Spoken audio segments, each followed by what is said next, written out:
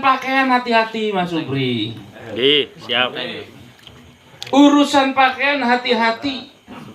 Laki-laki itu di dalam memastikan istrinya dan anak-anak perempuannya ini hati-hati. Wajib harus tegas urusan menutup aurat. Dikatakan oleh Rasulullah Shallallahu Alaihi Wasallam itu, la yadkhulul jannata dayyus. La yadkhulul jannah, tidak masuk surga siapa? Dayyus. Siapa itu dayyus ya Rasulullah? Dayyus itu orang yang enggak punya rasa cemburu. Rasa cemburu terhadap perempuannya. Seorang bapak punya anak perempuan, buka aurat, tidak cemburu. Keluar dari rumahnya, buka aurat, kelihatan rambutnya, tidak cemburu. Ini yang namanya terlihat aurat itu bukan cuma tadi, bisa sudah nutup tapi ngepres, itu juga termasuk tidak nutup aurat itu. Ini, atau sudah nutup tapi ternyata masih tembus pandang misalkan, itu namanya tidak nutup aurat. Hati-hati ini. La yadkhulul jannata dayyus, tidak masuk surga orang yang dayyus, tidak punya cemburu terhadap perempuannya, ayah terhadap istrinya, ayah terhadap anak perempuannya, seorang kakak terhadap adik perempuannya. Ini hati-hati ini. Ini hati-hati. Kalau diancam masuk neraka, kalau diancam apa? Masuk neraka, itu masih ada peluang masuk surga. Siapa yang dayyus masuk neraka, itu ya bisa masuk neraka, nanti suatu saat bisa masuk surga.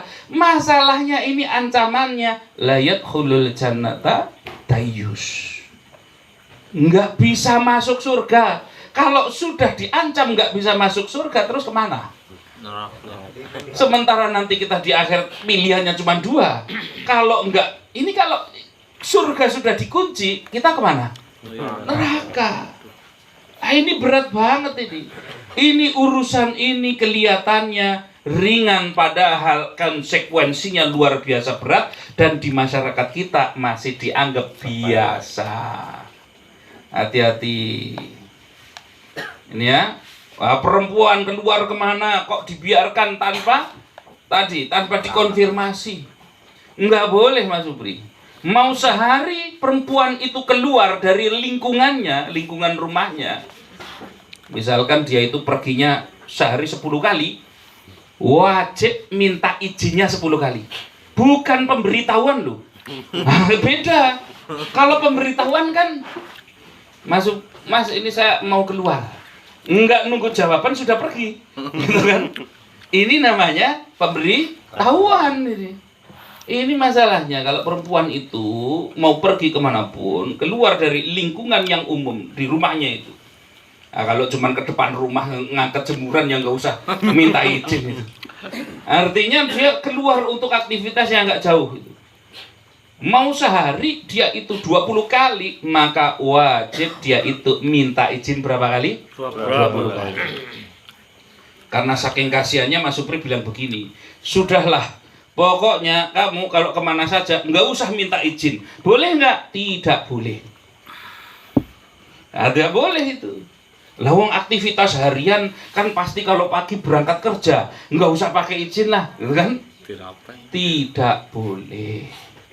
Kenapa kok seperti itu? Hikmahnya apa? Hikmahnya untuk kepada seorang istri untuk menyadari bahwa dia itu ada di dalam perlindungan, naungan, dia di bawah kepemimpinan dari seorang laki-laki, yaitu suaminya. Jadi jangan merasa bangga, wah istri saya tahu-tahu pergi sendiri, dapat duit sendiri, pulang sendiri, sudah mandiri. Nggak boleh itu. Nggak boleh ini, yang seperti ini. Jadi jangan malah merasa bangga, wah istri saya mandiri. Jangan merasa bangga itu. Ini ya. Maka pastikan ketika mau keluar rumah, tutup auratnya dengan baik. Karena kalau ketika seorang suami, ketika dia itu menyampaikan akad terhadap walinya, di mana angkatuka wa zawastuka, kemudian dia mengatakan qabil tuh, itu hanya bukan cuman sekedar urusan dunia saja itu. itu langsung berpindah tanggung jawab antara urusan orang tuanya terhadap anaknya sekarang menjadi tanggung jawab seorang suami. Maka kalau ada seorang suami berbuat kebaikan, akhlaknya bagus, amal solehnya bagus, masuk surga, pasti istrinya masuk surga. Kalau ada seorang istri, dia itu amalnya bagus, amal solehnya bagus, ibadahnya bagus, masuk surga, belum tentu suaminya ikut di surga. Ini. Jadi kalau perempuannya bagus, masuk surga, suami belum tentu ikut masuk surga. Kalau suami bagus, akhlaknya bagus, suami masuk surga, istri pasti ikut masuk surga.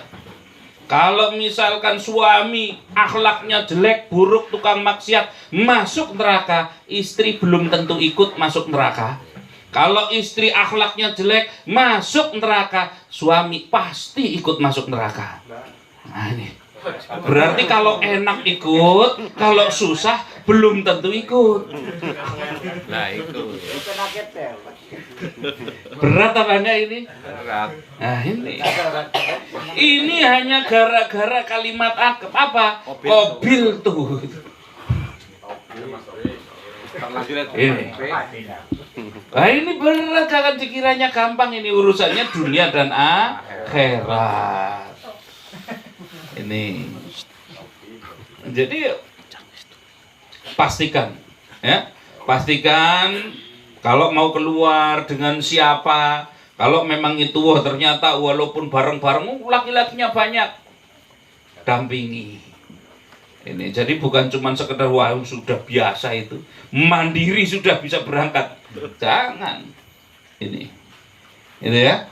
Ini jadi pastikan seperti itu. Yang kedua, yang pertama tadi apa? Pangan. Makan. Yang kedua, Sandang. pakaian atau sandang ya. Yang ketiga adalah tempat tinggal. Kewajiban seorang suami adalah memenuhi bagi istrinya tempat tinggal. Maka bagi seorang laki-laki, kalau dia itu sudah nikah, usahakan pisah dengan orang tua atau mertua. Pisah itu bukan berarti harus jauh. Nah, Rasul dengan menantunya juga gak jauh-jauh itu. Dengan anaknya gak jauh-jauh itu. Kenapa kok ini perlu? Bukan masalah nanti, ini mbok nanti konflik dengan mertuanya. Bukan. Bukan masalah itu. Masalahnya adalah ketika seorang istri, perempuan itu, merdekanya dia, itu adalah di dalam rumahnya. Dia bisa buka itu yang namanya jilbab di rumahnya. Lah kalau masih campur dengan keluarganya, ternyata di situ masih ada ipar laki-lakinya, maka tempat yang paling merdeka tinggal kamar tok. Karena dia tetap nggak boleh menunjukkan auratnya. Nah, kasihan apa enggak ini kalau cuma di kamar tok ini. Maka dipenuhi kebutuhannya, dipenuhi kebutuhan tempat tinggalnya, walaupun nggak harus bangun, akan bisa ngontrak. Bisa. Stok kontrak akan lorong. Tidak harus, yang penting ada tempat untuk dia itu merdeka. Ini kan, karena dia sudah nggak boleh kemana-mana. Nanti kalau di rumah ternyata tempat bebasnya hanya sekedar kamar, nah kan kasihan banget ini. Ini kasihan. Maka itu juga nanti akan melatih tanggung jawab. Baik untuk si suami bertanggung jawab terhadap istrinya, ataupun si istri bertanggung jawab terhadap tugas-tugasnya juga. Nah ini apa, nggak boleh campur? Iya boleh, cuman lebih baik. Ini lebih baik tadi, walaupun jejer. Kalau yang sudah pernah ke rumah saya, ke rumah saya itu, saya sebenarnya rumah pokok itu rumah yang besar yang Bandung itu. Tapi saya tetap bikin rumah di samping rumah saya itu. Rumah pokok itu karena dulu masih ada ibu gitu. Ada ibu, ada adik perempuan saya, maka wah ini nggak bisa ini. Akhirnya bikin rumah di sampingnya. Ini tujuannya apa? Tujuannya supaya bebas. Nah, ini supaya bebas, dia ngatur rumah tangganya sesuai dengan apa yang dia inginkan. Waktu apa ketika dia punya waktu lebih bebas, punya bagaimana ngatur semuanya serba lebih bebas sehingga cepat dia itu untuk mandiri, untuk lebih dewasa. Ini ya. Nah, ini pentingnya seperti itu.